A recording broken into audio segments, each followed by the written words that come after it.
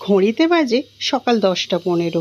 আর আজকে কিন্তু মাহির স্কুল ছুটি, তাইও লেট করে ঘুম থেকে উঠেছে। তাই সকাল উঠতেই কিন্তু আমি দেখো ওর হাতে কিন্তু ব্রাশটা ধরিয়ে দিলাম। ব্রাশটা যদি না ওর হাতে ধরিয়ে দিই তাহলে কিন্তু ও 1 ঘন্টা এইভাবেই ঘুরে বেড়াবে।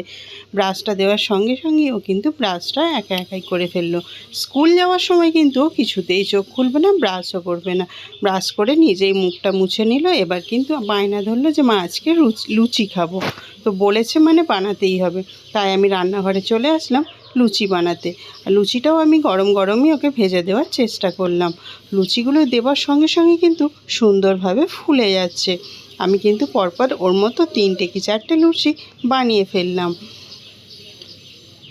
বাচ্চারা যেদিন স্কুলে যায় না সেদিন কিন্তু বাড়িতে কাজ একটু বেশিই হয়ে যায়।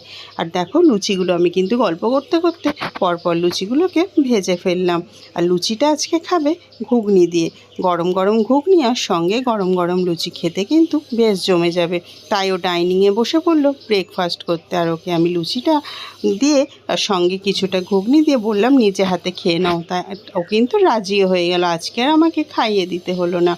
একটা লুচি গালে দিয়ে বলছে মাম্মাম খুব টেস্টি হয়েছে। আমারও একটু ভালো লাগলো। আর ও খেতে খাবার সঙ্গে সঙ্গে ওরও পাশে আমি বসে পড়লাম খেতে। যেহেতু 11টা বাজতে যায় তাই আমি একটা গরম গরম রুটি আর সঙ্গে কয়েকটু ঘুগনি নিয়ে বসে পড়লাম ওরই পাশে খেতে। চলো সকালের ব্রেকফাস্টটা কিন্তু করিয়ে নিয়ে যায়। খেতে খেতে ওকে বলছিলাম খাবার পর কিন্তু পড়তে বসতে হবে। সে প্রথমে বায়না ধরছিল টিভি দেখবে, তারপরে কিন্তু একটু বকাঝকা করতে শেষমেশ পড়তে বসলো।